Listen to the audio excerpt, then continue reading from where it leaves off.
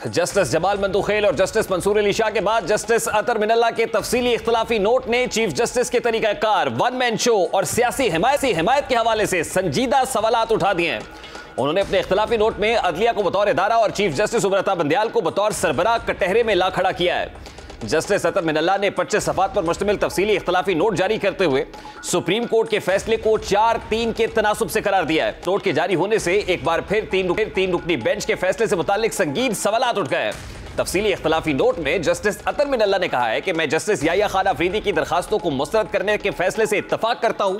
मैंने जस्टिस मंसूर अली शाह और जस्टिस जमाल खान मंदुखेल के फैसले को पढ़ा है, इसलिए उनके हुक्मनामे से भी इत्तफाक करता हूं। तफसीली इख्तलाफी नोट में लिखा है कि सियासी जमातों से मुतल्लिका मुकदमात में 100 वोटों का इख्तियार इस्तेमाल करने में बहुत एहतियात बरतनी चाहिए और अदालत से रुजू करने वाली सियासी जमात की नेक नियति भी मद्देनजर रखना जरूरी है। जस्टिस अतर मिनल्ला के नोट में कासिम सूरी रूलिंग केस का हवाला भी दिया गया है।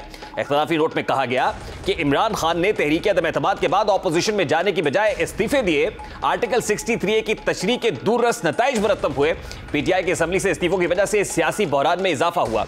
फैसले में कहा गया है कि तहरीक इंसाफ की दरखास्त पर जिस अंदाज से कार्रवाई शुरू की गई, उससे अदालत सियासी तनाजात का शिकार हुई और इस दरखास्त पर कार्रवाई शुरू करने से पॉलिटिकल स्टेक होल्डर्स को अदालत पर एतराज उठाने की दावत दी गई।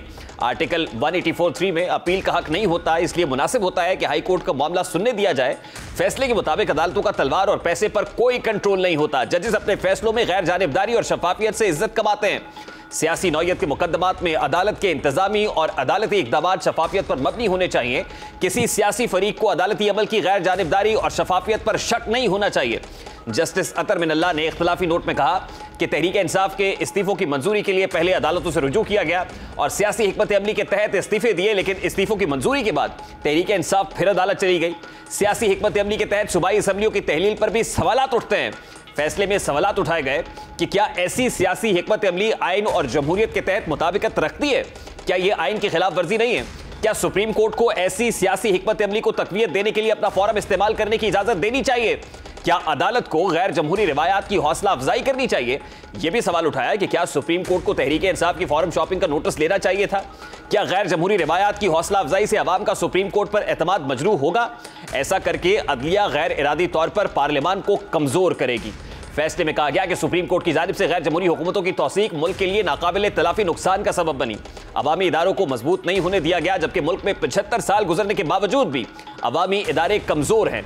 27 फरवरी को कमरे में होने वाली मुशावरत का यही नतीजा निकला था कि मैंने खुद को ना बेंच से अलहदा किया और ना मुझे अलहदा करने की कोई वजह थी। साबिक chief justice Islamabad high court और मौजूदा सुप्रीम कोर्ट के जज जस्टिस अतर मिनल्ला ने यह वाज़ेह कहा है कि दरखास्त 4-3 से रद्द कर दी गई थी। अगर यह दरखास्त रद्द कर दी गई थी तो इस पर फैसला दिया जाना समझ से बालातर है और इस फैसले के बाद दोबारा से बेंच का क़याम फुल कोर्ट की सिफारिश को नजरअंदाज किए जाने ने बहुत से सवालात खड़े कर दिए हैं। आज के तफसील बाद chief justice supreme court Umar Ata Bandial पर खासी तनकीद की जा रही है।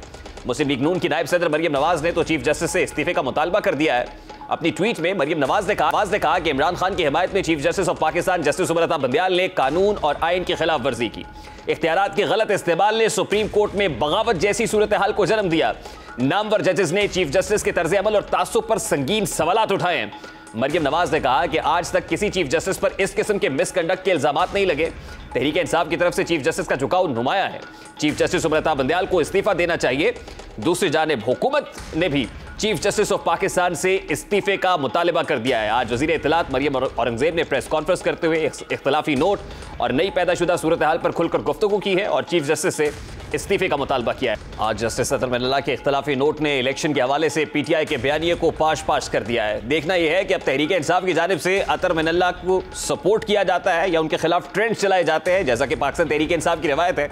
आज के फैसले से कबल अतर मिनल्ला को तहरीक इंसाफ की अक्सरियत पसंद करती थी। खुद जनाब इमरान खान साहब अतर मिनल्ला को बेहतरीन जज और उनके फैसलों को जबरदस्त करार देते